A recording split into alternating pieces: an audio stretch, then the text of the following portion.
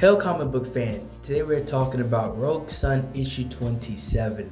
This is the continuation of this brand new arc within Rogue Sun because now Dylan is not the only Rogue Sun. He now has to navigate and help his half sister Ari also becoming a Rogue Sun.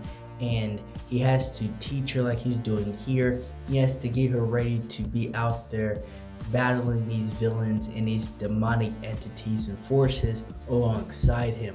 So he has to take more time out of his day in life pretty much to try to make sure she doesn't die on the battlefield.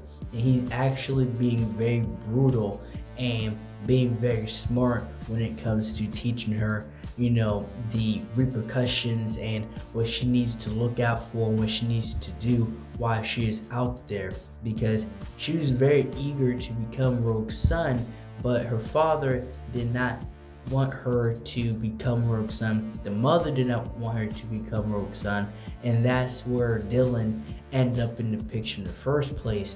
But now they are both keeping this secret from the mother, and now her being out there being a Rogue Sun, there's no way she can actually share this with her family because her mother would have an absolute meltdown.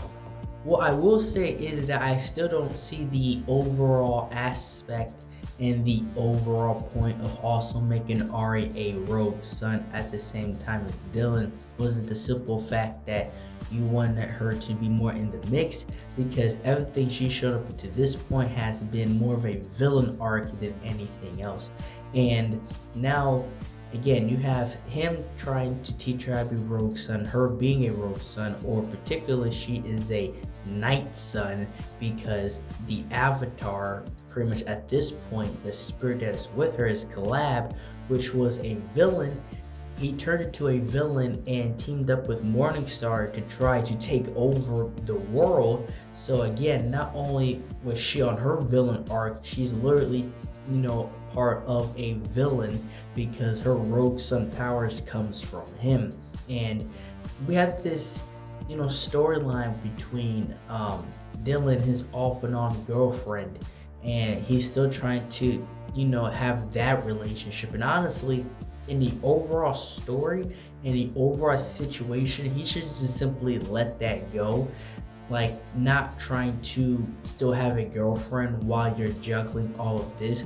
Not only is she no help to begin with in the first place, but you simply have zero time and you're putting her in harm's way, because a lot of the villains in Rogue Sun will easily find out who they are or hunt them down if they want them bad enough.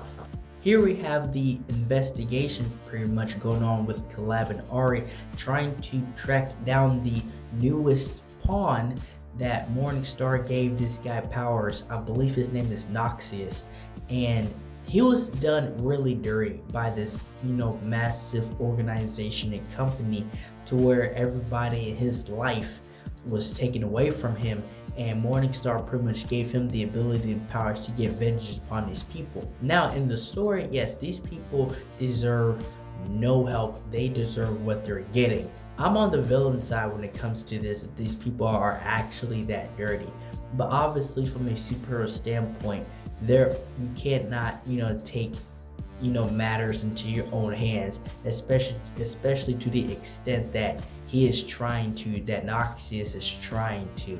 And so we see it from the organization's perspective, the people that he's gunning for, and they have no idea who's after them. But she gets the woman, which is a part of it, one of the targets that he's after. He simply guns for her, and her security stands no chance.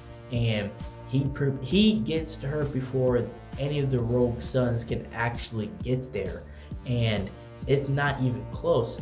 The thing is that he does not kill her, right? He doesn't take her out immediately. I feel like it's more that he wants her to feel his pain before he actually goes ahead and executes her.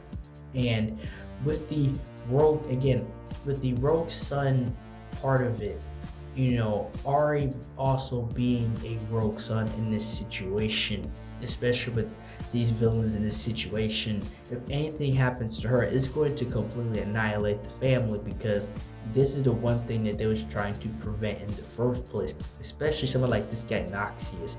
He's not a ordinary villain or pawn from Morningstar. Not only did he last longer than most of the other villains that we've seen so far, this guy is on a mission of vengeance. There's people in his life that are now gone because this organization simply does not care about people. They only care about money. And he hates the greed that these people are holding, so he wants to execute them for that. Within the story, we get this conversation between Dottie and Dylan's mother. She is still held captive, and they're having this conversation, and Dottie still sees them as friends, but obviously Dylan's mother does not.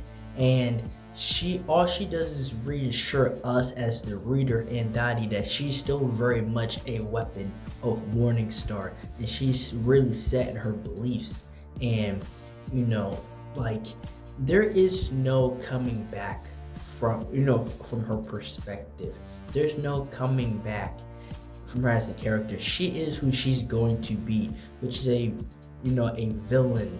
Her mind, everything is set. And I'm really interested to see what's going to happen with her, because Dylan, already has a planning to break her out. So I'm still waiting on what the heck is going to happen with that.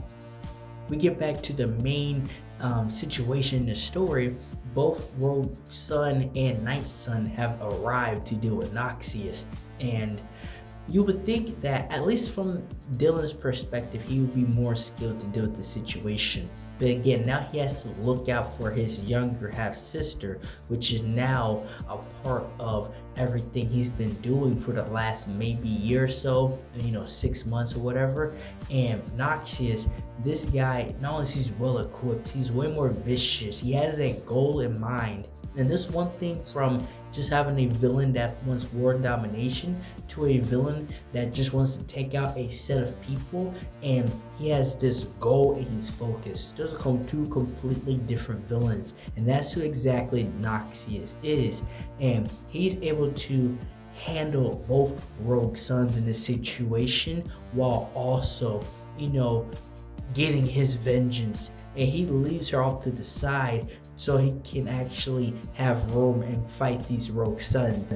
Noxious drops her in an elevator, and now Ari has to go and save the woman, but she's simply not strong enough to carry the entire elevator. And Dylan goes to try to help, and then a rope snaps, and they leave us on this insane cliffhanger. And that's all for the video. Thank you guys for watching this video. Like, share, and subscribe for more. And thank you for watching.